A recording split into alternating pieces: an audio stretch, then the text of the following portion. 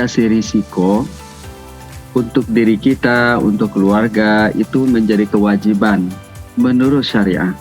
Andai karena lalai akan mitigasi risiko sehingga ia menjadi berutang atau ia melakukan sesuatu yang bertentangan dengan prinsip syariah, maka sesungguhnya ia telah menyimpang, berdosa. Bahkan dalam firman Allah Subhanahu wa taala yang lain disebutkan wal yakhshal ladzina taraku min khalfihim dzurriyyatan dhi'afan khafu 'alaihim falyattaqullaha wal yaqulu qawlan sadida.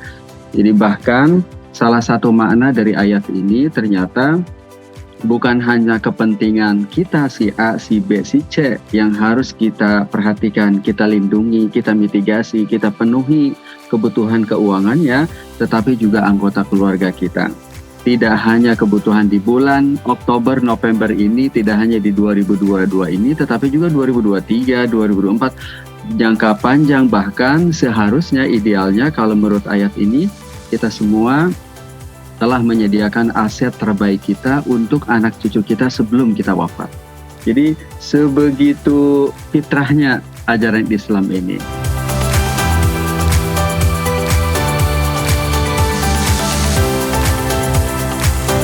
Asuransi syariah ini sesungguhnya adalah salah satu ikhtiar kita untuk memitigasi risiko yang hukumnya wajib tadi dengan cara yang sesuai syariah. Nah, asuransi syariah itu kan lembaga keuangan, ada regulasinya, diatur, diawasi.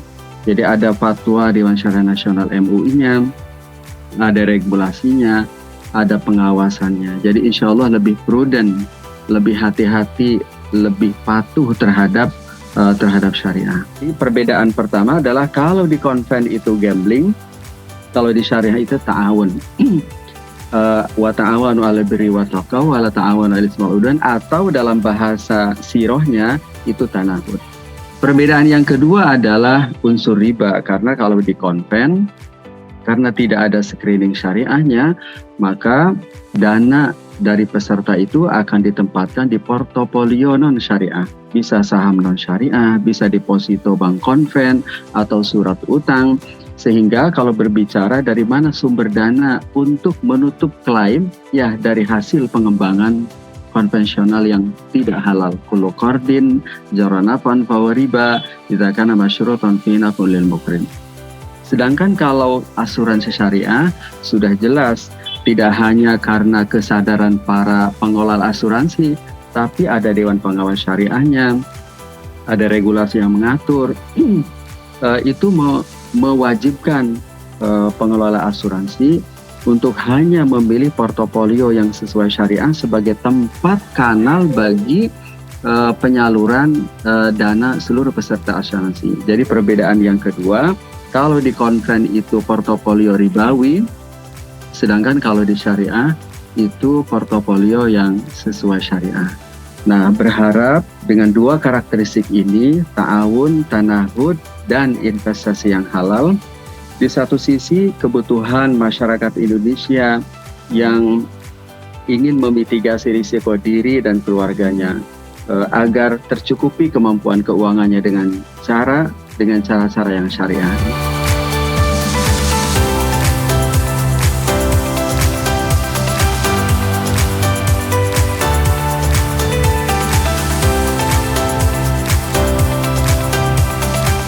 Ini pengalaman 2 tahun terakhir dengan kondisi Indonesia adalah dengan kondisi COVID, kemudian orang berada di kondisi resiko hidup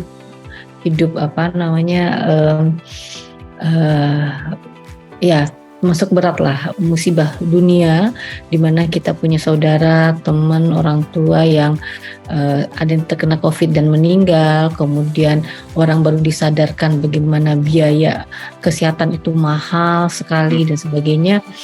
Walaupun saat itu pemerintah membantu, awareness mengenai pentingnya mitigasi risiko, terutama untuk kesehatan dan sebagainya itu secara tidak langsung menurut saya mungkin muncul ya. Bagaimana mitigasi risiko? Mulailah produk-produk dilirik. Pada saat yang bersamaan kedekatan kita dengan Islam dan sebagainya, agama dengan kondisi-kondisi personal ini mungkin membuat orang lebih mengamankan kondisi dengan memilih asuransi syariah.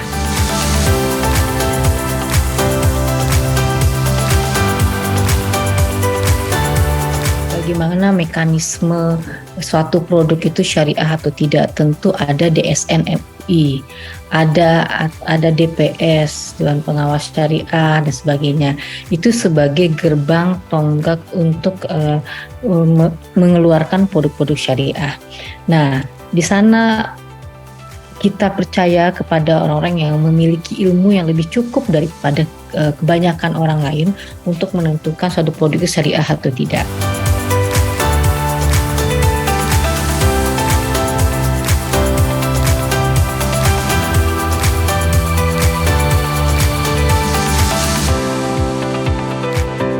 Kunci utama dari asuransi syariah adalah kita dengan mengedukasi masyarakat ya.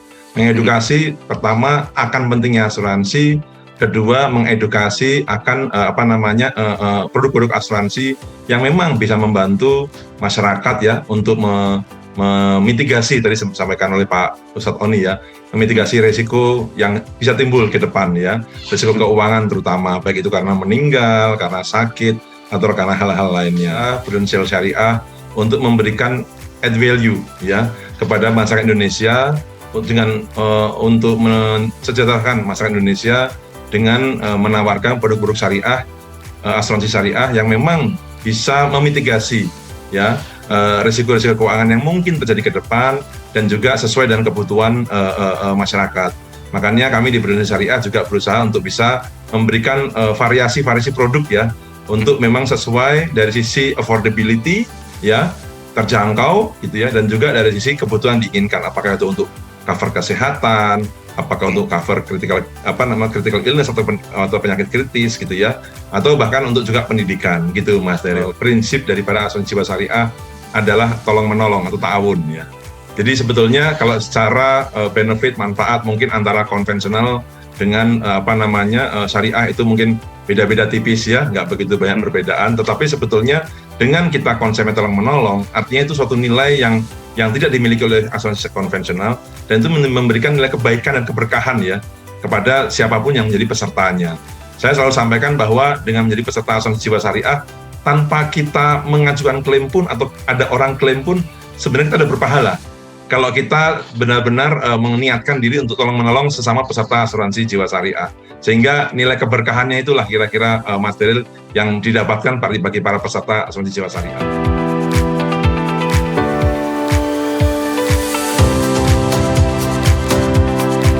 Hadirlah namanya asuransi jiwa syariah, yang mana asuransi jiwa syariah ini merupakan salah satu instrumen gitu ya untuk memitigasi risiko tersebut.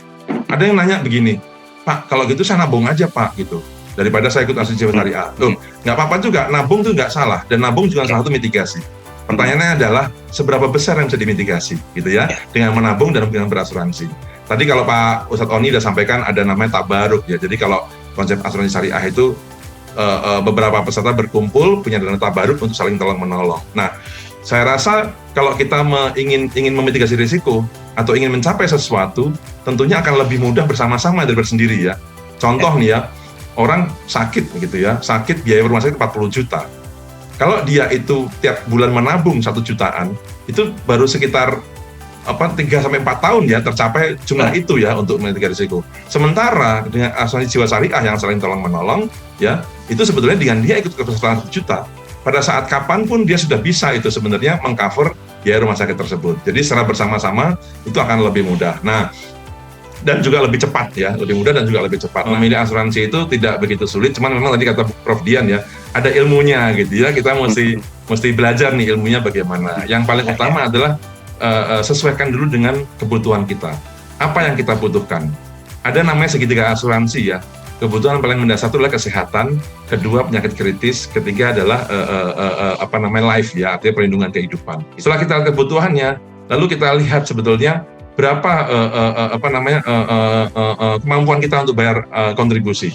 Ada yang bilang, oh kita harus sisihkan 10% gitu ya sebulannya gitu ya. Ada yang bilang 20%. Nggak ada yang salah, nggak ada yang benar. Yang intinya adalah sesuaikan dengan cash flow kita. Jangan sampai nanti kalau kita kebesaran, nanti di kemudian hari kan kalau asuransi kan ada komitmen bayar ya, bahwa setahun, 2 tahun atau periode tertentu. Jangan sampai nanti di tengah jalan kita tidak mampu membayar sehingga akhirnya perlindungannya jadi terhenti. Nah ini yang harus kita perhitungkan gitu ya.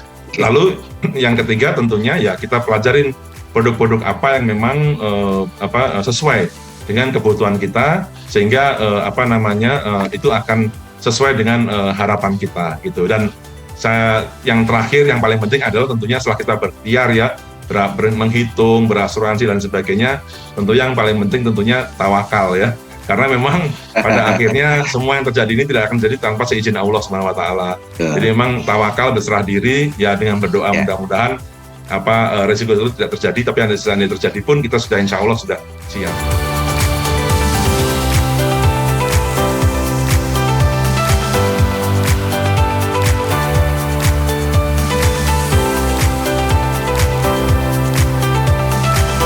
Berdasarkan data Otoritas Jasa Keuangan di bulan Agustus 2022 ini total aset industri keuangan non-bank syariah itu ada sekitar 139,5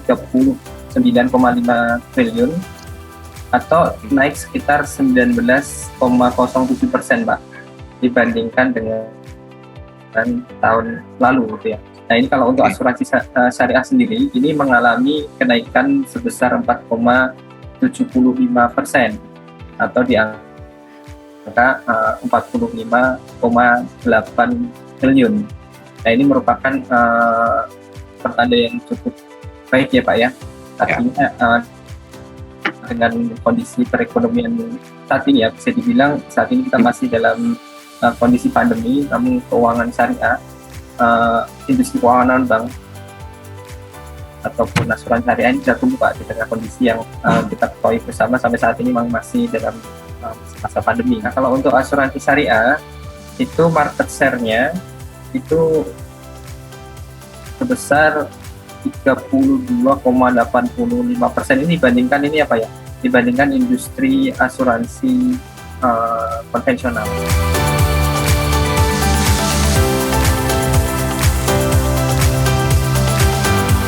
Salah satu pengawasan yang dilakukan itu bisa dibilang bentuknya ada banyak. Yang pertama itu sebelum perusahaan itu menawarkan produknya, maka produk tersebut itu harus dilaporkan atau mendapat persetujuan dari Otoritas Jasa Keuangan.